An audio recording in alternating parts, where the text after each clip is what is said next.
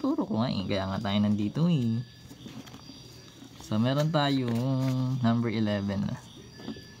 So, sa number 11, tulan natin.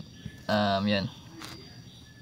Meron tayong y equals 2x squared plus 8x minus 1.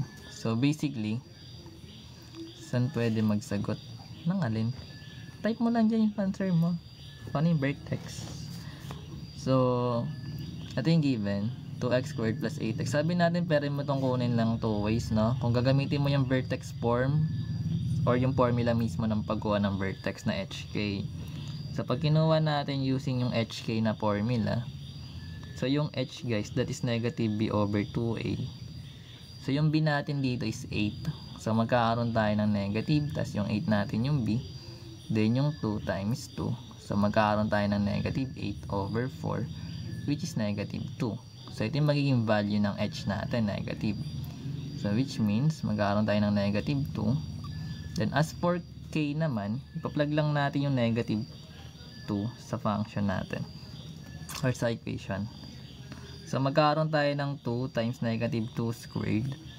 Then, plus 8 times negative 2 minus 1.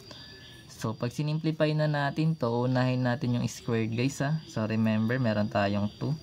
Kapag yung base natin is negative, pero even yung exponent, magiging positive yung sagot natin dyan or yung sign. So, which means, kung meron ka negative 2 times negative 2, that is positive 4. Then, meron tayong positive 8 times negative 2, that is negative 16 minus 1. So, we have 2 times 4. This is 8 minus 16 minus 1. So, ano yung magiging sagot natin dito? Kung meron tayong 8 minus 16 minus 1, ano yung magiging value ng K? That is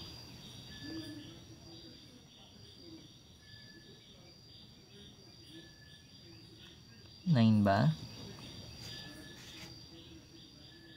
That is negative 9.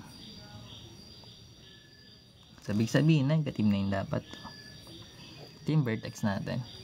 So, sa case na to guys, ito yung ginamit natin using HK. Pero gamitan natin siya ng completing the square. So, pag ginamitan natin ng completing the square, para makuha natin yung vertex form,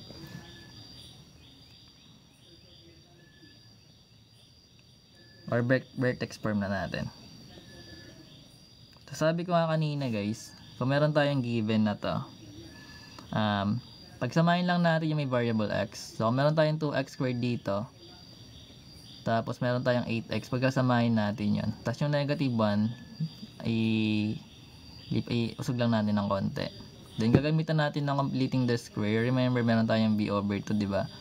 Equals ganito. Sa completing the square.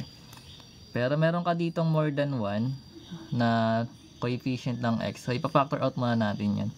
So, labas natin yung 2. Pag dinivide natin tong 2x squared by 2, yung matitira dyan is, ano na lang, x squared. Then, pag dinivide natin yung 8x by 2, may matitira pang 4x. So, ito guys, maglalagay tayo ng plus blank. Then, sa kabila naman, merong minus 1. Then, magma-minus din tayo dito ng blank kung anong nilagay natin dito. Pero remember, meron tayo ditong number na 2. So, kailangan natin i-multiply sa 2 bago tayo mag-simplify. Ibig sabihin, kapag may number sa labas na naka-factor, kung anong ilalagay mo dito, lalagay mo dito, then i-multiply mo yan para balance. So, which means, magkakaroon tayo ng 2. Then, yung meron tayo ditong 4 as our B. Kung meron kang 4, divide 2, magiging 2. Yun nandito.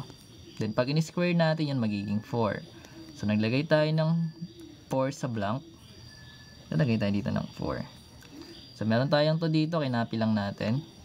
Then, kung ano yung nakalagay dito guys na number, kung positive, magiging plus. Kung negative, magiging minus. Yun yung magiging pair ng x natin. So, dahil 2 yun, that is plus 2. Then, squared lang natin. Then, meron tayong negative 1. Tapos, negative 4. Or negative 1 minus 4 times 2. That is negative 1 minus 8. So, yung negative 4 times 2, that is negative 8. So, magkakaroon tayo ng 2. Tapos, x plus 2 squared. Then, yung negative 1 minus 8, that is negative 9. So, ito na guys, makukuha na natin yung vertex. So, sabi natin, kung anong partner na ito, magpapalit lang ng sign. Kung meron kang positive 2 dyan, may negative 2. So, ito naman, di naman siya nakatabi ni y. So, kung ano yung number na nakalagay dyan, kung negative, hindi negative pa rin. So, babalik pa rin tayo dito sa negative 2, negative 9 as a vertex of this given.